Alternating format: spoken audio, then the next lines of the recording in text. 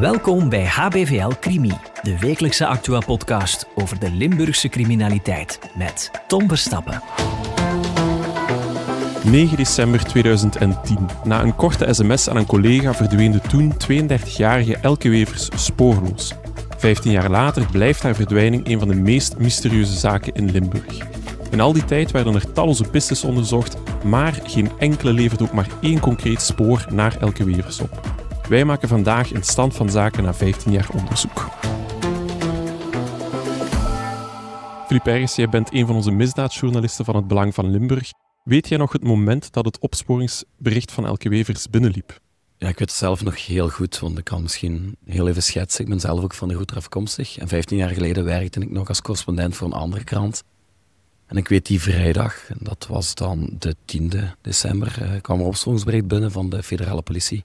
Onrustwekkende verdwijning, vrouw van 32 jaar uit de Route. Ik weet dat ik vlakbij woonde, het Scholtensplein werd gezegd, Elke Wevers. Ik ben op mijn fiets gestapt, ik ben naar daar gereden. En ik heb toen aangebeld bij het appartement waarvan ik dacht dat zij woonde. Dus ze zei het appartement, vertrokken, Scholtensplein, heb ik dat gevonden. Heb ik aangebeld, heb ik voor het eerst gesproken met haar toenmalige vriend, Tom.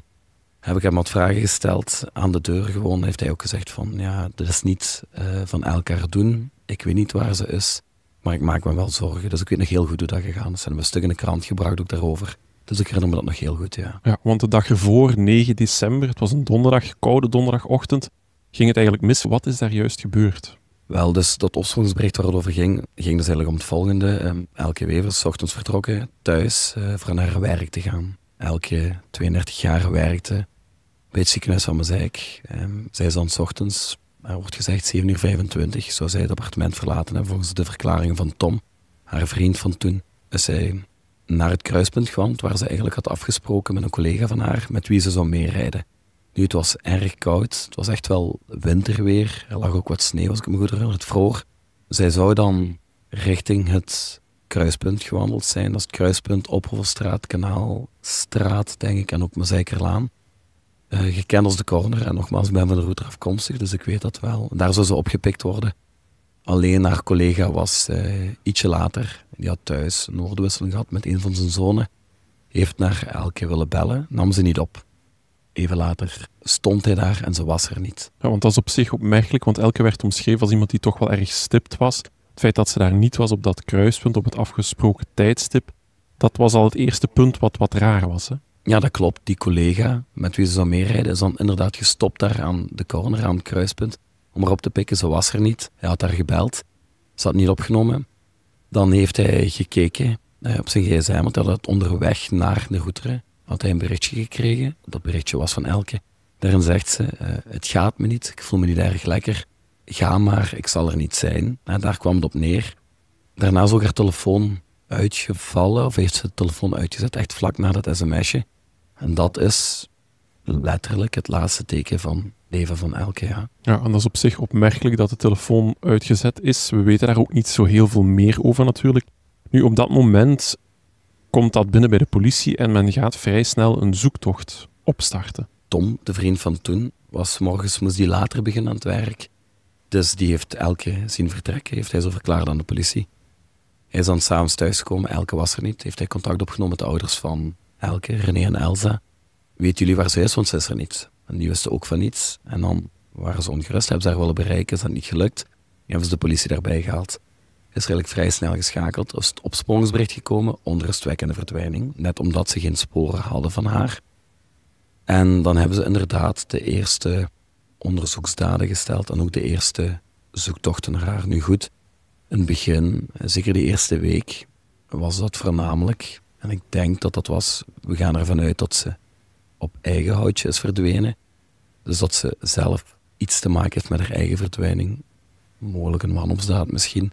Dus wat hebben ze gedaan? De brandweers met duikteams, meermaals de Zuid-Willemsvaart, die echt op 400-500 meter van de woonplaats lag van het appartement waar ze woonde.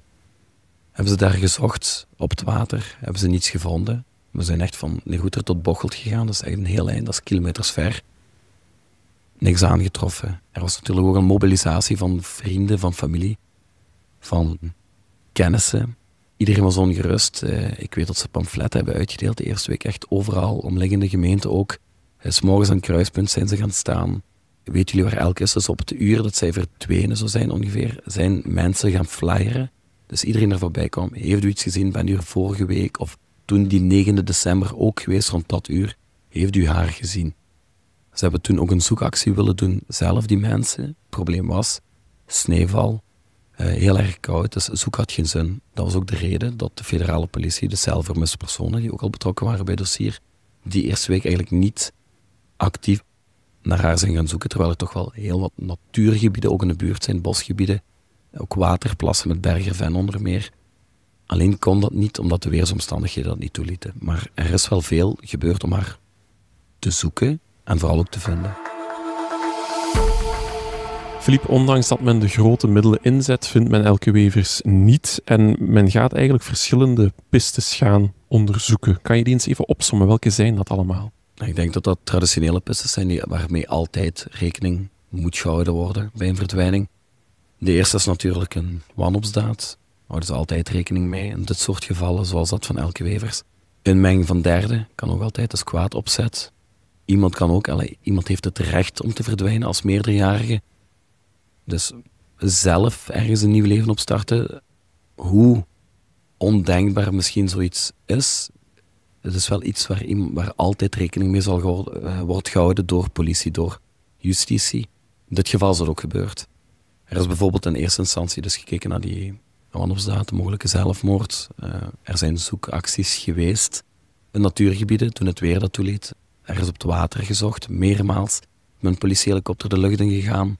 Door de federale politie zelf vermiste personen. Mensen, buurtonderzoek, mensen bevraagd die herkennen of zij iets wisten.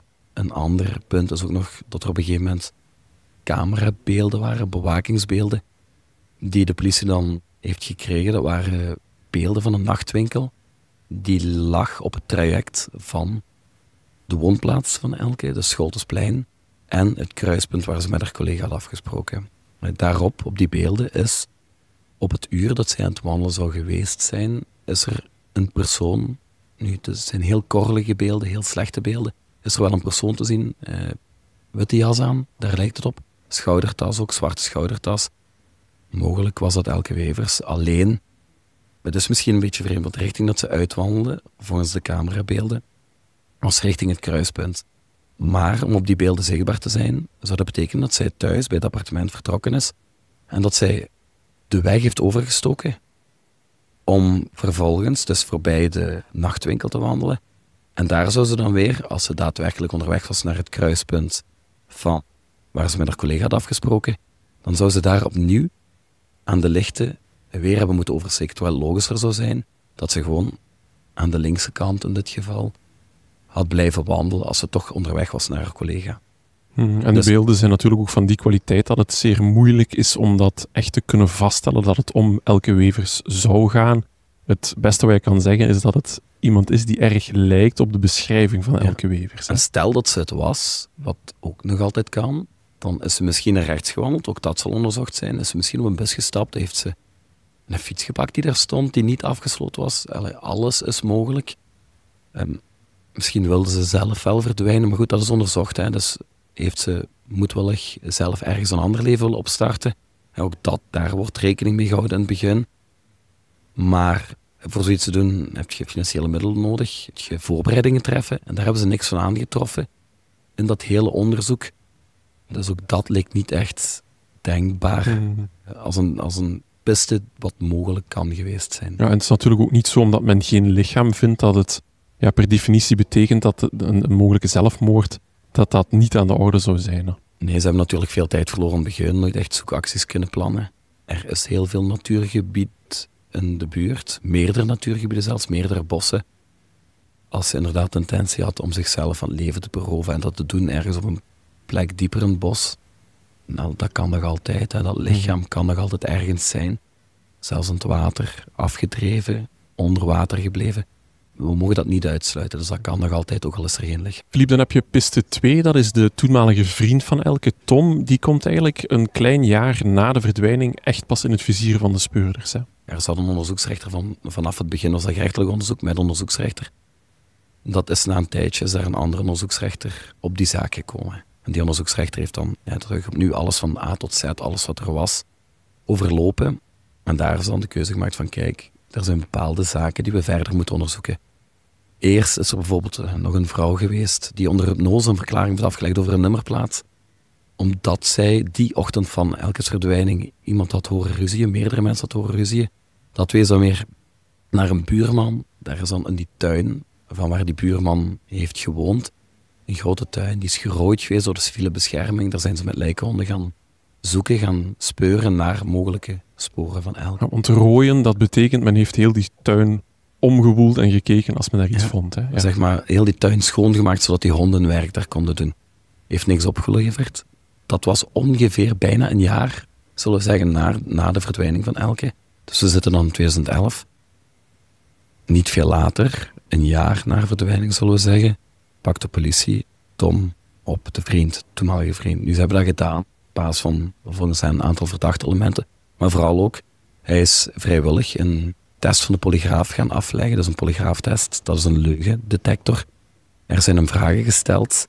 En daarbij is hij 2 keer door de mand gevallen, in de zin van, de leugendetector heeft daar gezegd van, dat bestempelen, dit antwoord wordt als leugenachtig bestempeld. En dat waren dan 2 vragen die gingen om het gegeven, heb je iets te maken met de verdwijning van Elke, of weet je waar Elke Wevers is? En die 2 vragen, daar valt hij door de mand. Wat is er dan gebeurd? Hij wordt opgepakt, verhoor. Hij wordt voorgeleid aan de onderzoeksrechter. De onderzoeksrechter laat hem aanhouden op verdenking van moord. Dus op dat moment wordt er vanuit gegaan dat hij mogelijk iets te maken heeft met de verdwijning van Elke Wevers. Die tijd wordt gebruikt om echt de grote middelen boven te halen. Dus Elke werkt in het ziekenhuis van Zeik, Tom werkt in het ziekenhuis van Bree, als klusjesman, zullen we maar zeggen. Daar hebben ze een huiszoeking uitgevoerd, op zoek naar sporen die eventueel konden gelinkt worden aan Elke Wevers.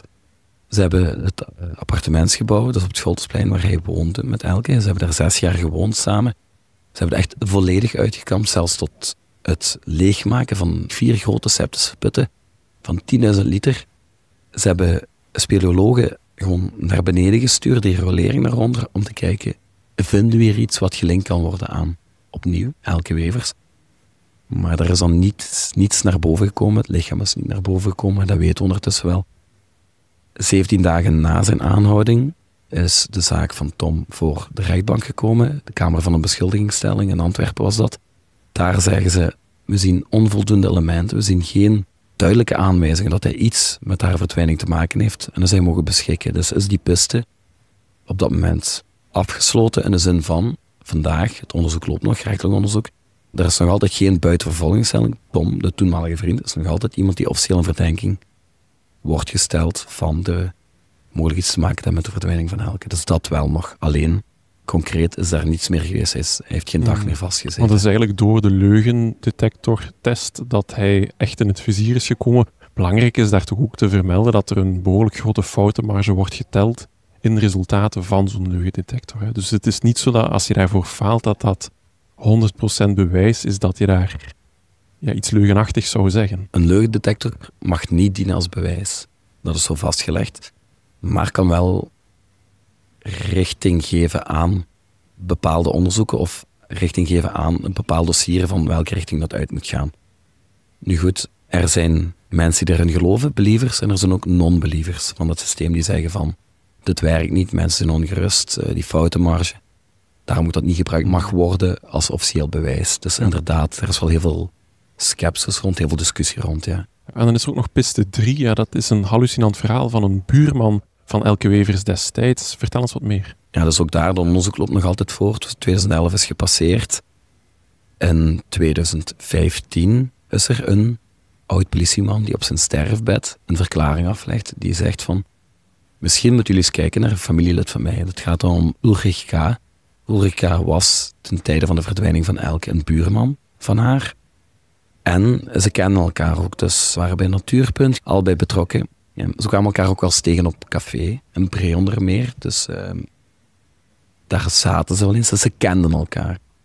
Nu, wat was het straffe verhaal natuurlijk? Ulrich K. na de verdwijning van Elke is hij verhuisd. Is hij naar Zweedse Lapland gegaan, naar Zweden gegaan. En heeft daar in 2013 een zeer brutale moord gepleegd op een 80er. heeft daar een man aangevallen op straat met een bijl en die op een gruwelijke manier om het leven gebracht. Er is een proces geweest. Ze hebben hem dan geïnterneerd gehad, dus wel opgesloten, maar die man is werd niet toerekeningsvatbaar beschouwd. Nu goed, 2015, een delegatie speurders, ze onderzoeken dat, ze denken van, wie weet, heeft hij daar wel mee te maken? Een delegatie speurders is naar Lapland bij Zweden gegaan om hem daar te gaan verhoren. Ze hebben de verhoor afgenomen, hij heeft alles ontkend, Ulrich K. En hij zegt ook, ik was aan het werk en hij had inderdaad een alibi, dus ze hebben die piste moeten afsluiten. Ulrich K. kon het niet gedaan hebben. En dan blijft er ook nog piste 4 over. Dat gaat over een loodgieter en een plaats in Frankrijk genaamd Meaux. Hoe zit dat? Dat is natuurlijk een piste die werd aangereikt door Ben Zuidema. Nu is Ben Zuidema, dat is een Nederlandse privédetectieve, bijgenaamd De Neus, die wordt ingeschakeld door René Wevers en door Elsa ook. Dus René en Elsa, de twee ouders, de ouders van Elke, die schakelen Ben Zuidema in om dat onderzoek opnieuw schwung te geven. Zij vinden dat dat onderzoek maar, u gezegd, ligt te stinken bij het Openbaar Ministerie, dat er stof op ligt. En daarom schakelen zij dus de hulp in van Ben Zuidema. Ben Zuidema verdiept zich in die zaak en hij reikt eigenlijk de piste van de loodgieter aan. Nu goed, wat is de piste van de loodgieter? De loodgieter is ook iemand die Elke al kende van toen ze nog heel jong waren, van op school. En die ook uit de buurt is, over wie heel wat te zeggen valt, absoluut. En die ook in de buurt woonde van Elke op het moment van de verdwijning. Nu goed, zowel de papa van Elke of de vader van Elke, René, als Zuidema hebben de loodgieter naar voren geschoven als de man die Elke heeft omgebracht en vervolgens het lichaam heeft weggebracht, vervoerd naar een Frans kasteel, niet ver van Parijs, in Meaux. En hij zou het lichaam van Elke daar dan begraven hebben. Dat is dan de hypothese van Zuidema / René Wevers. Ja, en dat is ook tegen het licht gehouden door de politie, deze hypothese. Dat onderzoek van Zuidema dan, de elementen wat zij hebben vergaard, de bewijzen die zij hebben vergaard, ze hebben dat gegeven aan de politie. Ze hebben gezegd van ga er verder mee. Ze hebben dat bekeken, maar er waren dus een aantal zaken die niet klopten, beweringen, en ook een aantal zaken die niet overeenkwamen. Dus ze hebben dat onderzocht, bekeken, maar het matchte niet. En dus is die piste dan ook officieel verlaten op dat moment door politie, door justitie ook. Nu is het wel zo, op de dag van vandaag is Zuidema er nog altijd, is René er ook nog altijd. Ze laten dat niet los, zij blijven daaraan vasthangen. Het heeft ook zo ver geleid dat ze bijvoorbeeld in 2023 bij een onderzoeksrechter in Frankrijk burgerlijke partij gesteld voor bijkomend onderzoek met betrekking tot de piste van de loodgieter. Dan heeft de Franse onderzoeksrechter speurders vandaag gevraagd om mensen te gaan verhoren, dat die verklaring zouden afleggen, dat die mogelijk eens gezien zouden hebben wat gelinkt kan worden aan hun piste. Dat heeft tot niets geleid. Dan heeft de vader van Elke, René, nog geprobeerd om bijkomende onderzoeksdaden te vragen in Frankrijk. De onderzoeksrechter daar is er niet op ingegaan, die heeft dat onderzoek dan via burgerlijke partijstelling wat er was gekomen, heeft hij ook weer afgesloten. Dus dat heeft ook tot niets geleid. Ja, dus men heeft wel heel wat onderzoeksdaden gesteld. Ik denk dat dat belangrijk is ook in deze. Hè? Dat is wel onderzocht, ja. Alleen René en Zuidema blijven wel elke keer nieuwe elementen naar voren brengen, waarvan zij vragen, onderzoek dat. Dat wordt ook gedaan, voor zover wij weten. Maar goed, het lijkt er niet op. Nee, bewijzen zijn er niet. Dus die piste is denk ik niet realistisch. Of het wordt toch niet realistisch ingeschat door het Openbaar Ministerie en politie. Philippe, 5 jaar geleden maakte onze collega-podcastmaker Geert op Teinde een 6-delige reeks Waar is Elke Wevers? Sindsdien is er heel wat veranderd natuurlijk. We zien wel dat de reeks enorm leeft bij mensen thuis. Waar staat het onderzoek vandaag eigenlijk? Onderzoek loopt nog altijd, mede dankzij ook de aandacht die eraan geschonken wordt. We kunnen wel stellen, denk ik, tot de vader van Elke, René, die dat onderzoek heel erg levend houdt. Dus wat totaal begrijpelijk is, ik bedoel, dat is een vader wiens kind verdwenen is, al 15 jaar intussen. En het laatste spoor was dat sms'je aan haar collega, sindsdien niets meer. Hij weet niet wat er met haar gebeurd is. als ouder is dat het ergste wat iemand kan overkomen. Hè. Iemand die ouder is van een kind en niet weet wat er met zijn kind gebeurd is, dat moet verschrikkelijk zijn. Dus hij doet er ook alles aan om dat verhaal van haar, dat onderzoek van haar, naar haar levend te houden. Want je hebt het nu over de vader. De moeder is ondertussen helaas overleden. Zij zal nooit weten, als we het ooit al te weten zouden komen, wat er met haar dochter gebeurd is. Hè? Nee, Elsa is inderdaad overleden, ja. Wat verschrikkelijk is, die vrouw is gestorven zonder te weten wat er met haar dochter gebeurd is. Wat ook een heel zware last is natuurlijk om te dragen voor René dan, die is overgebleven. Nu goed, zij houden dat onderzoek inderdaad levend. Maar dat wil niet zeggen dat er ook niks meer gebeurt vanuit politie en justitie. Het is nog altijd een gerechtelijk onderzoek, een lopend onderzoek. De podcastreeks die wij hebben gehad, heeft geleid tot tientallen tips. Achteraf is ook nog de VRT-reeks gekomen, onder dezelfde naam, Waren Elke Wevers. Of Waren Elke. Ook dat weer nieuwe tips. Een aantal daarvan zijn meteen geclasseerd, omdat er zijn tips van waarzeggers bij binnengekomen. Tips, ja, flauwe plezante. Die zijn er natuurlijk ook altijd.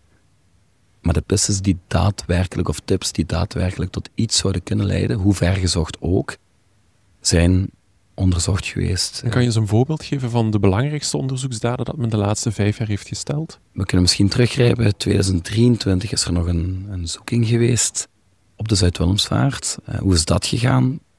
Dat is een van de laatste zoekingen die er zijn geweest, was op de Zuid-Willemsvaart, in de Roeteren, in Voorshoven, dorp bij de Roeteren.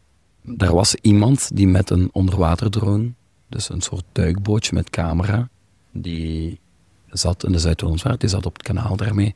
Die is aan het filmen en die ziet op zijn scherm iets wat lijkt op een schedel. Hij denkt dat het een schedel is. Die ziet die beelden, die herbekijkt dat thuis, die legt dat ook voor aan familieleden van hem. Die denken allemaal hetzelfde. Die stappen daarmee naar de politie. Ze hebben DVI, dat is een gespecialiseerd team, wat lijken, oude lichamen die al lang ergens liggen, menselijke overschotten, die worden ingeschakeld om dat altijd te onderzoeken. Die beelden zijn voorgelegd aan de federale politie, die beelden zijn voorgelegd aan het parket. En dan moet er toch op een gegeven moment beslist zijn, ook al de zelfvermiste personen geloofden bijvoorbeeld daar niet in dat iets kon zijn, maar in een grote groep duidelijk wel.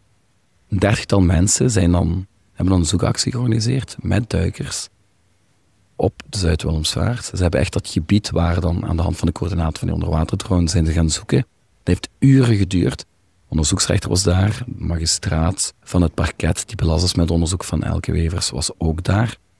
Wat toch toonde dat ze misschien toch wel enige waarde hechten aan die piste.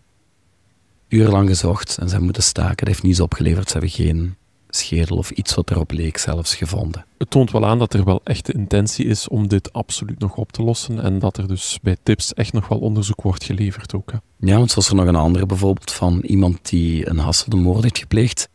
Die woonde dus ook, opnieuw zitten we met een man die in de buurt van Elke Wevers woonde op het moment van haar verdwijning. Ze hebben ook gekeken, kon die man dat gedaan hebben? Want hij had tenslotte in Hasselt iemand gedood, zonder blijkbaar noemenswaardige reden. Dus waarom kan hij dat daar ook niet gedaan hebben?